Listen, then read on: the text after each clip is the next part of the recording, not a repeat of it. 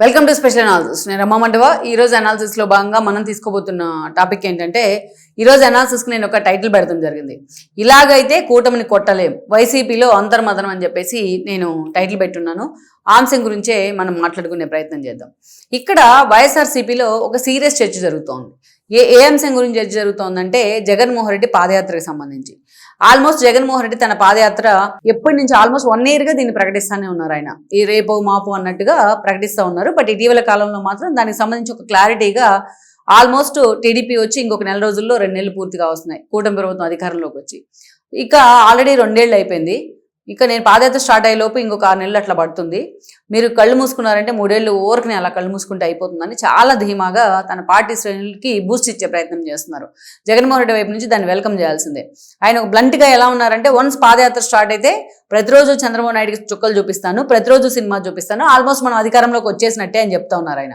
ఎందుకంటే గతంలో తాను పాదయాత్ర చేసిన తర్వాత అధికారంలోకి వచ్చారు కాబట్టి, లోకేష్ చంద్రబాబు నాయుడు కానీ తన తండ్రి కానీ అంతే అధికారంలోకి వచ్చారు కాబట్టి, తాను కూడా పాదయాత్ర చేస్తే అధికారంలోకి వస్తాననుకుంటా ఉన్నారు. ఇక్కడ మర్చిపోయింది ఏంటంటే, జగన్మోహన్ రెడ్డి 2014లో వైఎస్ షర్మిల ఒక మహిళ అయ్యండి ఈయన పార్టీ కోసం 3,500 కిలోమీటర్లు తిరిగారు, కాళ్ళు విరక్కొట్టుకుని. మరి అయినా సరే వైఎస్ఆర్సీపీ అధికారంలోకి రాలా. అన్నిసార్లు అన్ని పాదయాత్రలు అధికారానికి దగ్గర చేయవు, అన్నిసార్లు అన్ని పాదయాత్రలు వర్కౌట్ కావు. సో ఎన్నోసార్లు కూడా ఇది ప్రూవ్ అయింది. బట్ జగన్మోహన్ రెడ్డి ఆ ఇల్యూజన్లో ఉన్నారు. సరే, ఉన్నప్పుడు జగన్మోహన్ రెడ్డి ఏం చేయాలి? జగన్మోహన్ రెడ్డి పాదయాత్ర స్టార్ట్ అవుతుంది అనుకుంటే కనీసం ఒక ఏడాది ముందు నుంచి అయినా, 7-8 నెలల ముందు నుంచి, ఎందుకంటే ఈసారి సుదీర్ఘంగా పాదయాత్ర ఉండబోతోంది. దానికి మహాపాదయాత్ర అని పేరు పెట్టబోతా ఉన్నారు. గతంలో లాగా 3,500 నుంచి 4,000 కిలోమీటర్లు కాకుండా ఈసారి 5,000 కిలోమీటర్ల పాదయాత్ర చేయాలి. 5,000 కిలోమీటర్ల పాదయాత్ర చేస్తారు. భారీ బహిరంగ సభల దగ్గర నుంచి అనేక రకాలుగా పాదయాత్రని ప్లాన్ చేస్తామని ఆ పార్టీ ఊదరగొడతా ఉంది. అలాంటప్పుడు జగన్మోహన్ రెడ్డి కనీసం 7-8 నెలల ముందు నుంచే దానికోసం ప్రిపేర్ అవ్వాల్సి ఉంటుంది. ముందుగా ఆయన ఏమని చెప్పినారు, అన్ని కాన్స్టిట్యున్సీలు ఒకసారి టచ్ చేస్తాను, అందరితోని భేటీలు పెట్టుకుంటాను, అన్ని మీటింగ్లు పెడతానని చెప్పారు. ఆ దిశగా ఎక్కడ జగన్మోహన్ రెడ్డి ఫోకస్ పెట్టట్లా.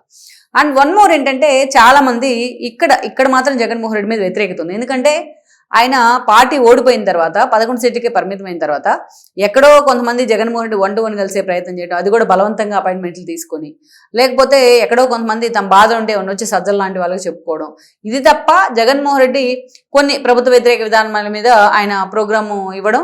బట్ ఆయన మాత్రం తాడేపల్లిలోనే ఎలహంకలో ఉంటారు, ఆయన మాత్రం గ్రౌండ్ రియాలిటీస్కి వెళ్ళడు. సో ఇది జరుగుతూ వస్తుంది. ఏదో అట్లా చేసామంటే మమ అనిపించినట్టు కొన్ని ధర్నాలు, నిరసనలు జరుగుతూ ఉన్నాయి ఆ పార్టీ నుంచి. అయితే ఒక సీరియస్ ఇష్యూ వచ్చినప్పుడు జగన్మోహన్ రెడ్డి విధానపరమైన నిర్ణయాలు తీసుకోవడంలో మాత్రం ఆయన వెనకబడుతూ ఉన్నారు. పాదయాత్రకు వెళ్లేలోపే పార్టీ సంస్థాగత నిర్మాణం మొత్తం పూర్తి స్థాయిలో ప్రక్షాళన చేసుకుని రెడీగా వెళ్ళాలి అనేది ఆ పార్టీ సీనియర్ల మనోవేదన. ఈరోజు జగన్మోహన్ రెడ్డి ఆ దిశగా ఫోకస్ పెట్టట్లేదు. అదేవిధంగా పాదయాత్రకు వెళ్లే ముందే నెక్స్ట్ ఎన్నికల్లో తమ ఎజెండా ఏముంటుందనేది ముందే ఫిక్స్ చేసుకోవాలి. ఆ దిశగా కూడా జగన్మోహన్ రెడ్డి ఫోకస్ పెట్టలేదు అనేది ఇంకో భయం. అండ్ ఇంకోటి ఏంటంటే, విధానపరమైన నిర్ణయాల్లో ఈరోజు అమరావతిని వద్దన్నారు, మావిగన్ కావాలంటున్నప్పుడు ఎందుకు మావిగన్ కావాలంటున్నారు అనేది ఒక విధానపరమైన నిర్ణయం. దాని మీద ఒక క్లారిటీ లేదు జగన్మోహన్ రెడ్డికి. సో ఇలాంటి అంశాల్లో జగన్మోహన్ రెడ్డి ఇంకా గ్రౌండ్ రియాలిటీస్ని చెక్ చేసుకోవట్లా. అండ్ అత్యంత కీలకంగా ఆ పార్టీలో చర్చ జరుగుతుంది ఏంటంటే పొత్తుల అంశం.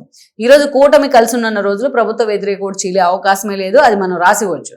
మళ్ళీ కూటమినే పోటీ చేస్తుంది 3 పార్టీలు కలిసి. అందుకే ఈరోజు మోడీ అండ్ టీం ఏపీ మీద ఫోకస్ పెట్టిన విధానమే మనం చూస్తూ ఉన్నాం. అటు చంద్రబాబు నాయుడు కానీ, లోకేష్ కానీ, పవన్ కళ్యాణ్ కానీ పదే చెప్తా ఉన్నారు, మేము ముగ్గురు పార్టీలు 3 పార్టీలు కలిసి మళ్ళా పోటీకి వెళ్తాం, మరో 15 ఏళ్ళు ఎలాగ ఉంటుంది రాష్ట్రం అని చెప్పేసి. సో ఆ యాంగిల్ వైఎస్ఆర్సీపీ ఎలాంటి ఎఫర్ట్ పెట్టట్లేదు. వాళ్ళ ముగ్గురిని విడదీసినా ఈరోజు ఆ ప్రయత్నం వర్కౌట్ కాదు. కనీసం వైఎస్ఆర్సీపీ తనకు అనుకూలంగా ఫైట్ చేసే వాళ్ళు ఎవరుంటే వాళ్ళన్నా కలుపుకునే ప్రయత్నం చేయాలి. ఈరోజు దేశ స్థాయిలో మోడీని కాదని ఇండియా కూటమి వైపు జగన్మోహన్ రెడ్డి వెళ్ళే ప్రసక్తే లేదు. కేసుల భయం ఆయన వెంటాడుతూ ఉంటుంది కాబట్టి. కనీసం రాష్ట్రంలోనైనా లెఫ్ట్ పార్టీలని ఎందుకు జగన్మోహన్ రెడ్డి కలుపుకునే, చిన్న చితక పార్టీలు ఇంకా చాలా ఉన్నాయి, ఎందుకు జగన్మోహన్ రెడ్డి కలుపుకునే ప్రయత్నం చేయరు? సరే, వాళ్ళు పోటీ చేస్తారా, వాళ్ళకి టికెట్లు ఇస్తారా, ఇవన్నీ తర్వాత సంగతి. కనీసం వాళ్ళ ఆ ఎర్ర జెండాలు వచ్చి వైసీపీతో కలిస్తే కనీసం ప్రజా ఉద్యమాలని నీట్గా నిర్మించుకోవచ్చు. జగన్మోహన్ రెడ్డి నేను సింగిల్గానే వెళ్తానంటాడు. లెఫ్ట్ పార్టీలతో కలిసి ఎక్కడ మోడీ కోపం వస్తుందని జగన్మోహన్ రెడ్డికి భయం. సో ఆ యాంగిల్లో జగన్మోహన్ రెడ్డి నేను సింహాన్ని సింగిల్గా వస్తానంటే సీనియర్లకు అసలు నచ్చట్లేదు. సోలోగా మనం ఫైట్ చేయలేకపోతా ఉన్నాం, ఇతర పార్టీని కలుపుకుంటే మన వాయిస్ పెరుగుతుంది, మన డయాస్కి వాల్యూ వస్తుందని చెప్పి చాలా మంది చెప్తా ఉన్నారు. బట్ జగన్మోహన్ రెడ్డి ఆ మాట వినిపించుకోవట్లేదు. అదొకటి.